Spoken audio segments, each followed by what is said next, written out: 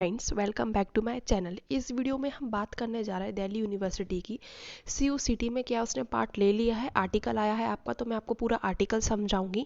इन क्या क्या उस आर्टिकल में बात बताई गई है मैं आपको वो भी समझाऊंगी कि आपके एग्जाम की डिफिकल्टी लेवल क्या रहेगी, आपके 12th को कितना वेटेज दिया जाएगा, या आप अगर साइंस स्ट्रीम से हैं अगर दूसरी स्ट्रीम में जाना चाहें तो उसके बारे में भी इस आर्टिकल में दिया गया है। तो आपको इसकी मैं लिंक डिस्क्रिप्शन बॉक्स में दे दूंगी, आप जाके इसको आराम से पढ़ सकते पूरे आर्टिकल के लिए। मैं इसमें सिर्फ आपको मेन पॉइंट समझा दूंगी। तो इस वीडियो में लास्ट तक बने रहें और लाइक कमेंट एंड सब्सक्राइब करना ना भूलें, क्योंकि मैं ऐसी ही और भी वीडियोस लेके आती रहती हूँ।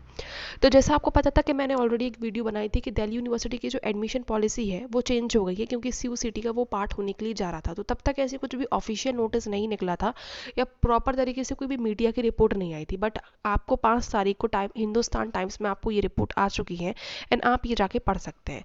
इस रिपोर्ट में आपके लिए क्या दिया गया है, इस रिपोर्ट में आपके लिए साफ साफ बता दिया गया है कि जो दिल्ली यूनिवर्सिटी है वो CUCT का पार्ट होने के लिए जा रहा है। तो आप अब समझ सकते हैं, कन्फर्मेशन ये हो चुका है कि दिल्ली यूनिवर्सिटी जो है आपका CUCT का पार्ट रहेगा। तो जो लोग सोच रहे थे कि रहेगा या नहीं रहेगा, वो रहेगा।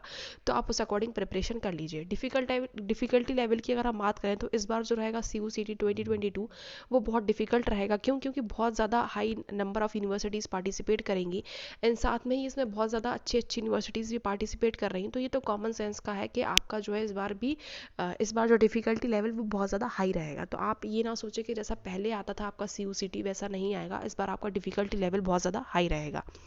तो जैसा आपको पता है कि दिल्ली यूनिवर्सिटी में एक प्रॉब्लम होती थी, वो क्या प्रॉब्लम थी कि आपके हमेशा हर एक साल में क्या है कि बहुत ज़्यादा हाई कट ऑफ चले जाते थे। बच्चों को UG में एडमिशन मिलता था तो उनके 12th के नंबर के हिसाब से ही उनको एडमिशन मिलता था, जिसकी वजह से क्या है काफ़ी बच्चों को तो एडमिशन ही नहीं मिल पाता था, क्योंकि उनके परसेंटेज इतने अच्छे नहीं होते थे।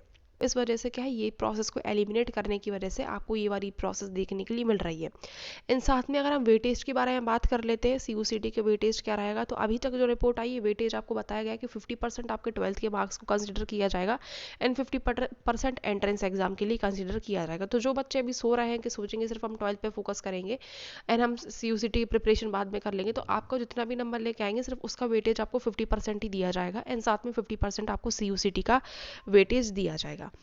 तो ये सारी बातें इसमें बोली गई हैं एंड आपको जो एकदम ऑफिशियल नोटिस है जो साइन करा हुआ आता है वो आपको कुछ ही दिनों में वो भी आ जाएगा। बट ये जो अब रिपोर्ट आई है तो ये रिपोर्ट बिल्कुल सही होती है हमेशा। आप समझ सकते हैं 99.9% चांस है कि आपका जो है दिल्ली यूनिवर्सिटी CUCT का पार्ट रहेगा। कुछ चीज़ें ऐसी भी दी गई हैं कि जो आपका न्यू फॉर्मेट रहेगा, जैसा आपको पता है section A and section B new format है, तो आपको उसकी ऑफिशियली नोटिस दिया गया है।